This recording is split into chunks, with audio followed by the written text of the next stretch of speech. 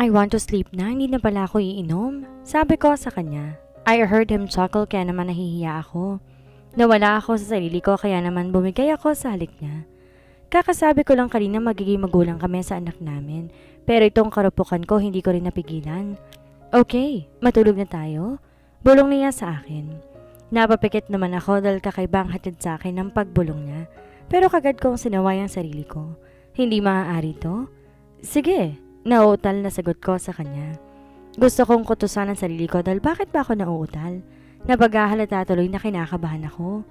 Pwede ba akong tumabi sa'yo? Tanong niya sa akin. Pwede naman, ikaw bahala. Mahingnang sagot ko sa kanya. Thanks, mi vida. I love you. Bulong niya sa akin. Di na nakapagsalita pa dahil kakaiba na tong pakiramdam ko. Pumikit na lang ako at nagpanggap na tulog na. Gusto kong matulog pero hindi ko magawa, lalo na maramdaman ko ang mainit niyang hininga sa bato ko. Napabuga ako ng hangin pero sa huli, tinangay din ako ng antok dahil sa mainit niyang yakap. Nagising ako kaya yakap ko siya. Aaminin ko sobra ko siyang namimiss. Pinagmasdan ko ang mukha niya. Mahirap sa akin ibalik kaagad ang meron kami noon. Parang naipon sa utak kong lahat ng ginagawa at pinagdaanan ko sa kanya na naging cause kaya ako sumuko. Bigla ako sumabog kahit iba naging epekto sa akin. Alam ko naman hindi niya ako pinagtaksilan pero mas nasaktan ako sa paglilihim niya sa akin tungkol sa nakaraan niya. Kung noon ay hindi ko pa siya mahal at nalaman ko siguro, baliwala sa akin ang nakaraan niya. Pero nung panahong naging masaya at maayos ng buhay na mag-asawa namin, doon ko pa nalaman ang lahat, kaya masakit para sa akin. Sobrang sakit na parang di ko kaya magpatawad. Kahit pa 2 tanong lumipas pero alam ko rin sa sarili ko kailangan ko ng time para gumaling. Itong sugat sa puso ko. Sa ngayon, hahayaan ko lang talaga na humilom at lumipas ang nararanasan kong to. Ang nararamdaman kong ito. Gusto kong bumawi sa anak ko at isasabay ko ang pagkuha ng hustisya para sa kaibigan ko. Hindi ako titigil at lalaban ako. Dahil alam kong ilalaban ako ni Drew. Good morning. Nakangiting bati niya sa akin. Morning. Sagot ko sa kanya at tinanggal ko ang kamay niya sa bewang ko. Okay lang ba sa'yong pumunta tayo sa ospital? Tanong niya sa akin. Okay lang ba kung di mo na tayo pumunta? Hindi pa ako handa. Sagot ko sa kanya. Okay po. Nakangiting sagot niya sa akin. Bumangon na ako. Naghilamos ako ng mukha ko bago ko lumabas sa banyo. Gising na rin ang baby namin kaya't mabilis ako lumapit sa kanya. Good morning, Adam ko. I love you. Malambing na sabi ko at tinilikan ko siya sa noo. Napatigil ako dahil ramdam ko ang titig sa akin ni Drew. Nailang ako lalo na't di ko alam ang tumatakbo sa isipan niya. At lalo na nahihiya ako sa mukha ko. Ayoko na tinititigan niya ako. Stop staring at me. Saway ko sa kanya. Why, mi vida? Tanong niya sa akin. Alam kong pangit ako kaya wag mo na akong titigan. Sabi ko sa kanya. You are beautiful, mi vida. Don't say that word dahil nasasaktan ako. Sabi niya sa akin. Huwag mo na lang akong titigan dahil hindi ako komportable. Sabi ko sa kanya at binuhat ko na si Adam. I am sorry, mi vida. Sabi niya sa akin. Di na ako nagsalita at lumabas na kami para pumunta sa baba. Dumiretso kami sa kusina. Ibinaba ko siya sa baby chair niya at nagsimula na ako na maganda na lulutuin ko sa breakfast namin. Naisip ko rin na baka tulog pa si Manang kaya wala siya dito sa kusina. Ako na magluluto, mi vida. Sabi sa akin ni Drew. Ako na, pakibantay na lang si Adam. Sabi ko sa kanya. Okay, sagot din niya sa akin at lumapit na sa anak namin. Lihim ako napangiti dahil narinig ko silang dalawa. Masasabi ko na nagbago na talaga si Drew. Nakikipag-baby talk na siya sa anak namin na talagang nilalaro niya ito. Sino bang mag-aakala na ang isang katulad niya magiging ganito ka-caring sa anak? Baby, your mommy is smiling. Mahinang sabi niya sa anak namin pero narinig ko. Bakit bawal bang umiti? Mataray na tanong ko sa kanya. Mas gusto ko na nakangiti ka, lalo ko na in love sa'yo. Sabi niya sabay kindat sa akin.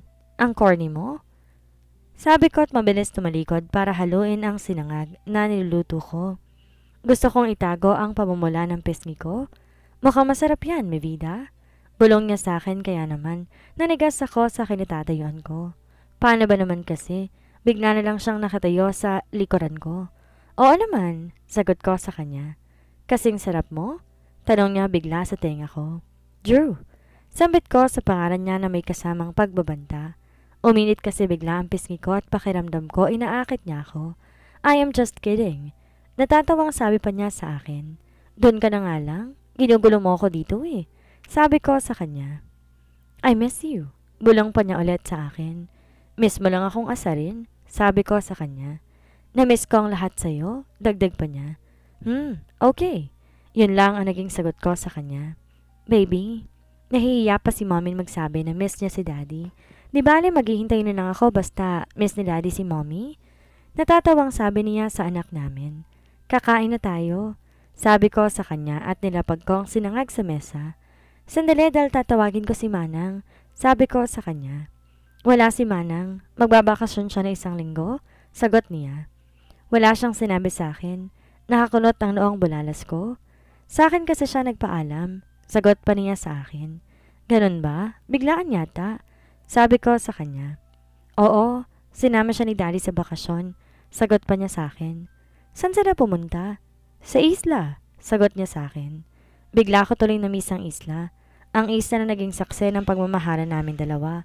Kung saan sa lugar ko siya natutuhang mahalin. Kaya mahalaga sa akin ang lugar na yon. Ang lalim ng iniisip mo. Biglang sabi niya kaya nahimasmasan ako. Wala naman, kain na tayo. Papasok ka ba sa work? Tanong ko sa kanya. Gusto mo ba akong pumasok? Tanong niya rin sa akin. Bakit naman akong tinatanong mo? Bakit naman hindi?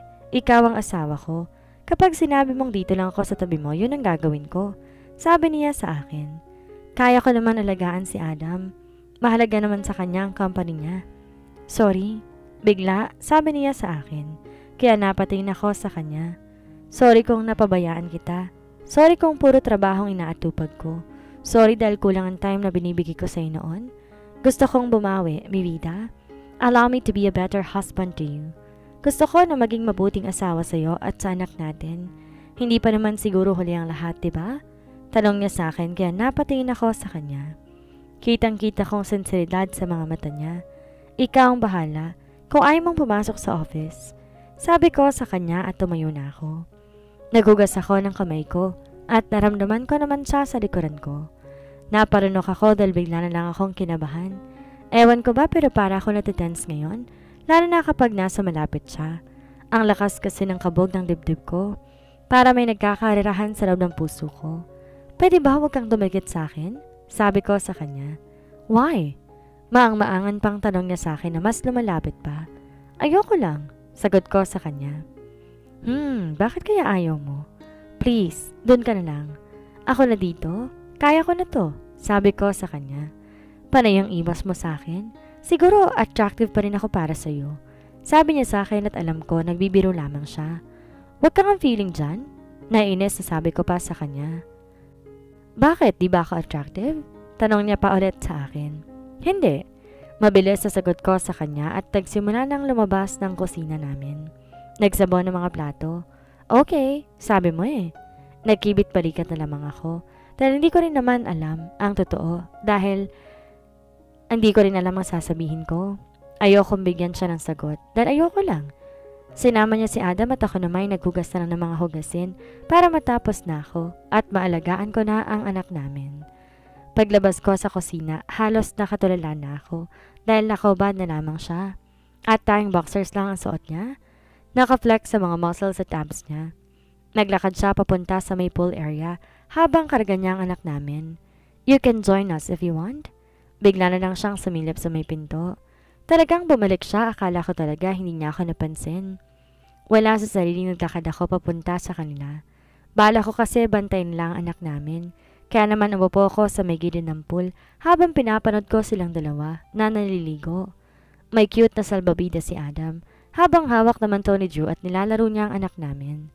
Mi vida, yung laway mo tumutulo na.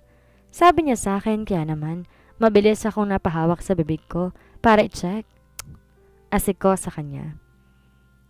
I am just kidding. Natatawa pang sabi niya sa akin. Ewan ko sa'yo. Ang dami mong alam. Sabi ko sa kanya at hinubad ko ang suot kong damit dahil gusto kong pumunta kay Adam. Napatingin ako kay Drew at lihim ako napangiti. Nakatitig kasi siya sa akin. Bumalik na sa dati ang katawan ko. Kahit may peklat ako sa kanang braso ko, alam ko, Maganda pa rin ang katawan ko. Pero pagdating sa mukha ko, nawawalang confidence ko. Adam, are you happy? Tanong ko sa anak ko dahil nakangiti siya. Tumango naman to bilang sagot. Shit! Pabalong na sabi niya pero naririnig ko pa rin naman. Problema mo? Tanong ko sa kanya. Sa halip sagutin ako, bigla na lang siyang lumapit sa akin. Niyakap niya ako kaya naman hindi ako kaagad nakapag-react sa kanya. Diba? Sabi ko sa'yo huwag kang lumapit sa akin? Nauutal pang sabi ko sa kanya. Sorry pero hindi ko kaya, Mavida. Sabi niya sa akin. Kaya mo nga na hindi mo ako nakakasama ng 2 taon. Ang lumapit pa kaya sa akin? Sabi ko sa kanya. Magkaiba yon, Mavida. Kasi pinigilan ko lang sarili kong hanapin ka dahil gusto kong tuparin ang nais mo. Sagot niya sa akin. Bakit di mo ako ulit sundin ngayon? Tanong ko sa kanya. Hindi ka ba naaawa sa akin?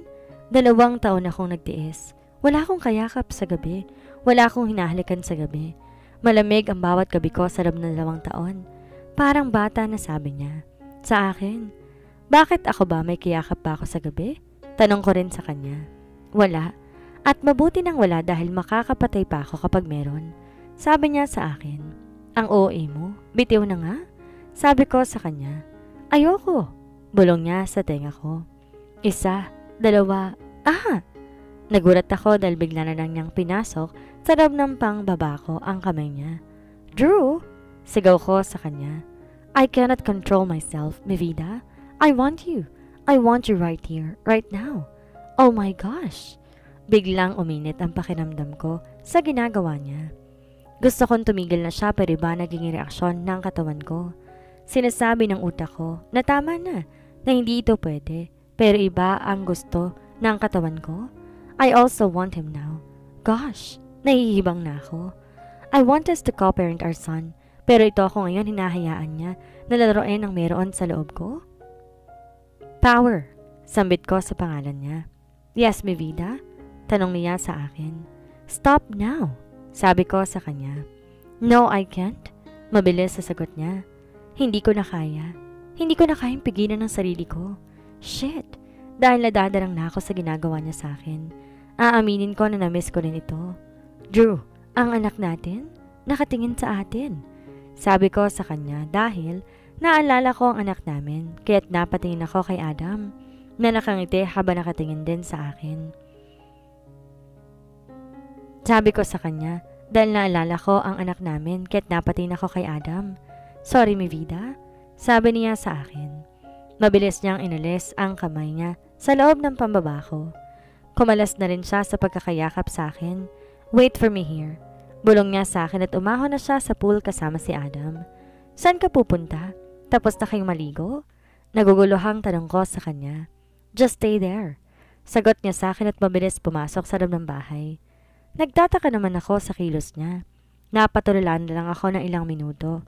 Akmang aahon ako pero bigla na lang siyang dumating at karga niya si Adam na nakabihis na. Nakasunod lamang sa kanya at galaw niya ang mga mata ko. May duyan pala dito malapit sa pool. Kaya naman doon niya pinababa si Adam. Wala akong narinig na ingay kahit iisa lang ang ibig sabihin. Tulog na si Adam. Of course, tulog na ba siya? Mavida, magaling kasi ang daddy niyang magpatulog. Nakangiting sagot niya sa akin. Ang galing mo naman mag-alaga ng anak natin. Sabi ko sa kanya pero bigla na lang siyang umiti ng ubod ng tamis. Bakit? Bakit kaya lang tingin mo sa akin? Tanong ko sa kanya. Masaya lang ako dahil sa sinabi mo. Sagot niya. Sinabi ko. Sinabi mo na anak natin? Sagot niya sa akin. Anak naman talaga natin siya, hindi ba? Yes, he is our son. Nakangiting sagot niya sa akin. Lumutong ulit siya sa pool at binuhat niya ako. Kaya naman napayakap ako sa kanya. Dinala niya kasi ako sa malalim na bahagi ng pool kaya naman todo yakap ako sa kanya. Hindi ko kasi kaya sa malalim na part ng pool. Pinaayos itong bahay namin at nagpapasalamat ako dahil kahit wala ako inaalagaan niya ang bagay na iniwan sa akin ng mga parents ko. Ito ang bagay na hindi ko kayang i-let go na lang. Doon na lang tayo sa mababaw. Sabi ko sa kanya. Okay, mabilis sa sagot niya. Pero di ko inasa na sunod niyang gagawin. Bigla na lang niyang hiniklat ang suot kong pang itaas at pambaba kaya naman nasira ito. Napayakap patuloy ako sa kanya dahil wala na akong saplot sa katawan. Pasaway talaga siya. Kaya pala pinatulog niya ang anak namin dahil may pera talaga siyang gawin. At dito pa yata niya balak gawin sa pool. Tinatanong ko tuloy sa sarili ko kung hahayaan ko ba siya o hindi na angkinin ako. Nakita kong napatingin si Sanya sa kamay ko. Love, kilala mo ba siya? Ang sabi niya sa akin kapatid ko raw siya. Kunwari tanong ko sa kanya.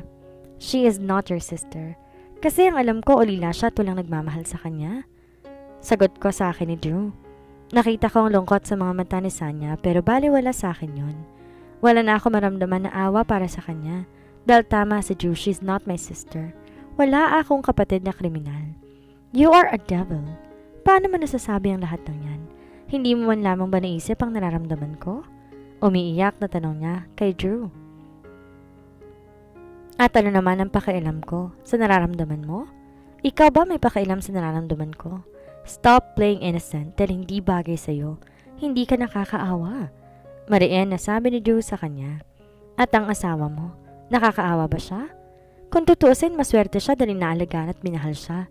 Samantalang ako, inabando na at iniwan nila. Iniwan mo rin ako. Tama lang na iniwan ka nila dahil hindi mo deserve mahalin at ako, tama lang na hindi kita minahal. Sabi pa ni Drew kay Sanya, I hate you. Ang sama mo. Ang sama mo. Oo, masama ako, pero hindi ako kriminal. At ipapakita ko sa iyo kung gaano pa ako kasama.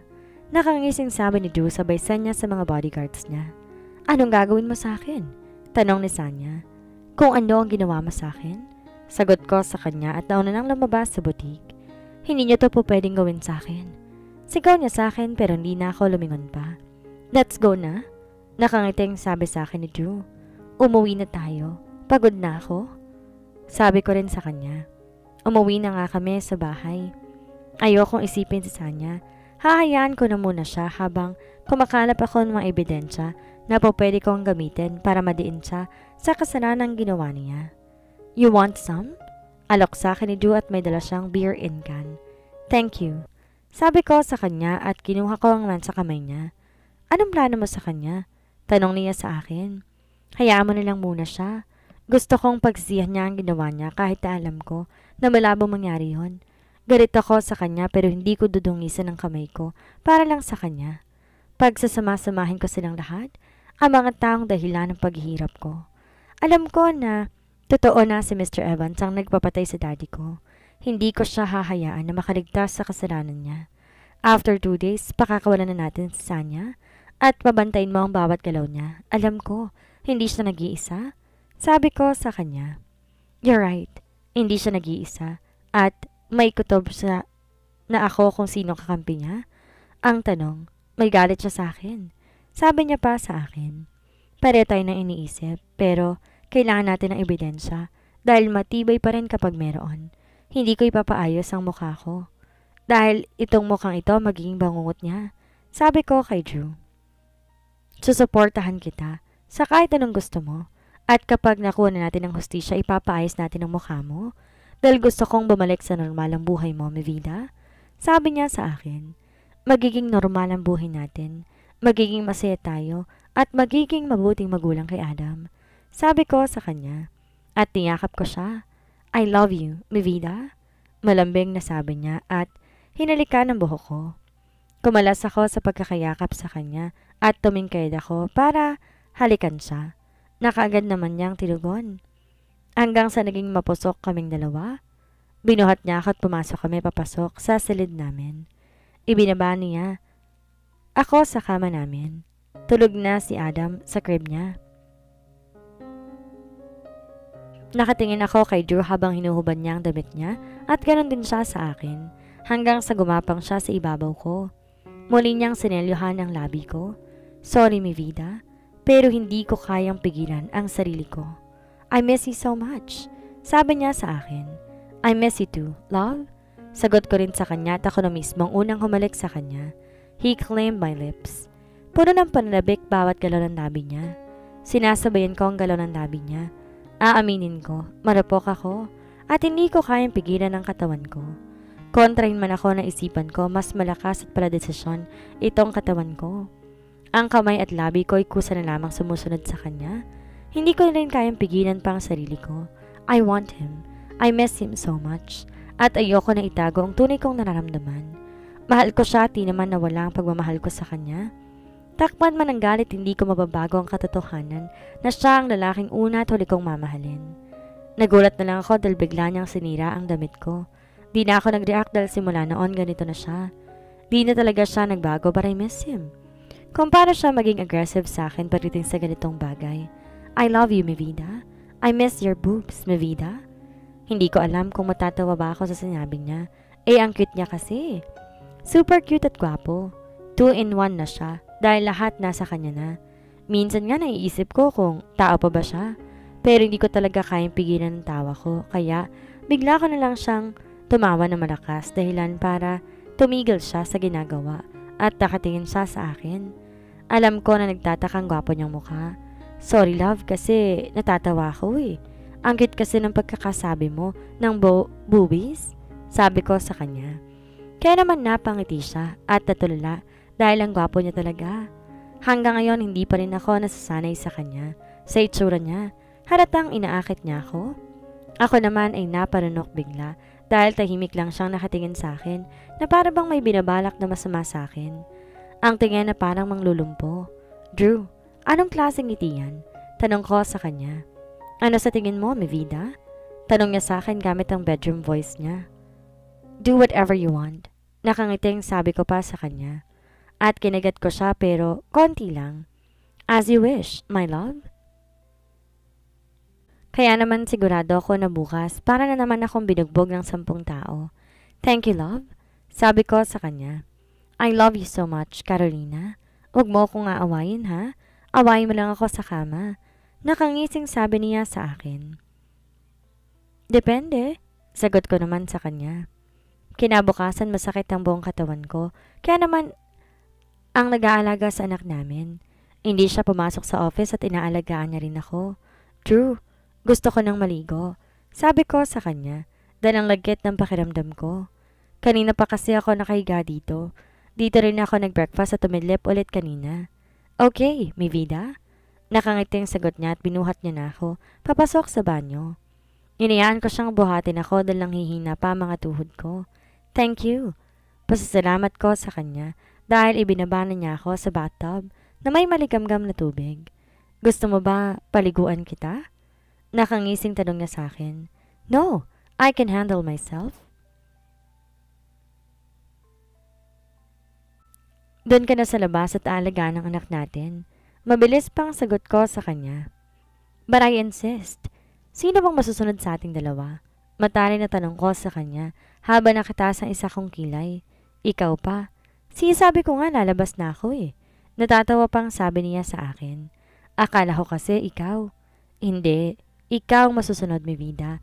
Pero malay mo makalusot. Dagdag pa niya. Anong makalusot? Tumigil ka nga dyan? Ang sakit ng katawan ko ngayon. Kaya lumabas ka na nga? Pagtataboy ko sa kanya. I love you. Malambing na sabi niya bago siya lumabas kaya napangiti na lamang ako. Na makalabas na siya namnam ko ang sarap ng tubig. Maligamgam lamang ito kaya't masarap sa pakiramdam at nakakaginhawa. Tumagal din ako na ilang minuto bago ko umahon dito sa bathtub. Ayoko rin magtagal dahil tanghali na at wala siyang katuwang sa pag-aalaga kay Adam. Dahan-dahan lang kilos ko dahil masakit pa rin nasa pagitan ng mga hita ko. Sinasabi ko na nga ba, ito magiging epekto ng ginawa namin kagabi. Pero okay lang, kagustuhan ko rin naman. Kaya wala akong dapat sasihin at hindi ako dapat mag-complain. Paglabas ko sa banyo, wala na mag-ama ko. Kaya naman kahit na paika-ika ang lakad ko, bumaba pa rin ako papunta sa baba. Habang pababa ako sa hagdan, panay ang hinga ko ng malalim dahil sa hapdi na nararamdaman ko. Hanggang makarating na ako sa living room namin. Naglalaro lang si Adam kaya naman sinilip ko si Drew sa kusina at nagluluto siya ng pagkain namin. Binalikan ko ang anak ko sa living room at bumalik ako sa kusina para hintayin na matapos si Drew. Habang nakatingin ako sa kanya, nangangiti na lamang ako. Pero balik serious face ako dahil nahuli niya na ako. Nakita ko yon, ngumiti ka. Pabirong sabi pa niya sa akin. Bawal bang ngumiti? Mataray pang tanong ko sa kanya. Mas gusto ko na nakangiti ka, lalo kang gumaganda. Sagot niya sa akin kaya naman, nagkibit balikat na lamang ako. Karga ko na ngayon si Adam pero kinuha siya ni Drew. Siya na daw ang magbubuhat dahil nahihirapan daw ako, lalo na't malusog ang anak namin. Hinayaan ko na lamang siya at umupo na lang ako sa may high chair at pinapanood ko si Drew. Dahil ang galing niya. Let's eat, sabi pa niya sa akin. Habang inaayos ang table, gusto kong tumulong pero ayaw niya, kaya naman hinayaan ko na lamang siya. Wala rin naman kasi ako magagawa. Sa araw na to, todo alaga siya sa akin. Palagi niya akong binibiro at inaasar, pero okay lang naman sa akin. Kunwari pikon ako but I find it cute kapag nilalambing at sinusuyo niya ako. Pakiramdam ko, teenager ako, na sinusuyo ng boyfriend nilang cute o boyfriend nilang gwapo. Di ko tuloy maiwasang isipin ang posibleng naging buhay namin sa loob ng 2 taon. Naging masaya kaya kami? Naging masaya kaya ang pagsasama naming dalawa kasama ni Adam? Kung tatanungin ako, posible siguro. Posible siguro kung hindi lamang dumating sa buhay namin si Sanya. Kung di niya kami ginuno, posible pa na maging maayos kami. At kung sinabi nila sa akin ang totoo, baka mas naunawaan ko pa. Si Sanya na kapatid ko ang pinakawalang puso na nakilala ko. Ang pinakamasama sa lahat ng taong nakilala ko. Ang akala ko magiging kakampi ko, pero ang pinakamasama akong kaaway. Alam ko ang pinanggagalingan ng galit niya, pero hindi yon dahilan para gawin niya yun sa akin. Naniniwala akong magiging kakampi ko siya. Naniniwala akong pupunan namin ng mga tao na hindi kami magkasama. Pero nagwakas ang lahat dahil siya mismo ang may nais na mawala ako sa buhay niya. Na mawala ako sa mundo. Pero may mga bagay at sitwasyon talaga na hindi natin kayang kontrolin. Minsan tingin natin perfect na ang lahat. Pero wala pala talagang perfect. Dahil may kaakibat pala talagang responsibilidad kapag nagmamahal ka. Ang pagsasama ng mag-asawa, hindi puro saya. Kasi darating pala talaga ang time na susubukin ka ng panahon at ng tadhana.